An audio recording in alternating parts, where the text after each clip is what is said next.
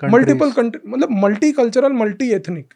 Sir America में जो capitalist होते हैं ना सर, उनका आप थॉट प्रोसेस समझो। कैपिटलिस्ट बोलेगा मुझे चाहिए डेमोक्रेसी, डेमोक्रेसी बोलेगी मुझे चाहिए मल्टी कल्चरल मल्टी एथनिक, ठीक है ना।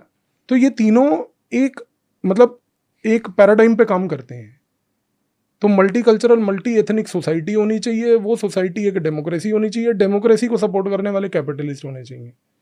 क्योंकि एक मल्टी कल्चरल सोसाइटी में क्या होता है ना सर, कैपिटलिस्ट अपना एजेंडा चला सकता है कि अगर क्रिश्चियन मेरी बात नहीं मानेंगे तो यहूदी हैं, यहूदी मेरी बात नहीं मानेंगे तो मुस्लिम हैं।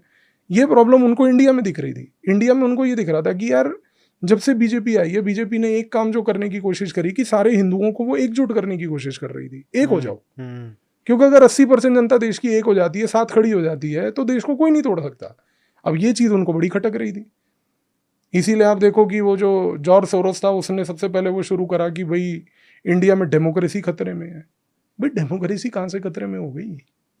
ये तो आपके मन में आ रहा है ना कि डेमोक्रेसी खतरे में है। तो ये जो कास्ट का भी नैरेटिव आ रहा है, ये तो सबसे बड़ा प्रहार तो इसी इसी हिंदुत्व वाले जो सेगमेंट है इस पे अब तो खत्म कर दिया उसने। सर मैं पॉलिटिकल बात ज़्यादा नहीं करता, बट मैं आपको इतना ज़रूर कह सकता हूँ कि कांग्रेस की strategy to break the BJP's narrative today is through caste census. That is what they have understood today, कि वो बीजेपी को और किसी एजेंडा पे काउंटर नहीं कर सकते, वो किसी पॉइंट पे काउंटर नहीं कर सकते।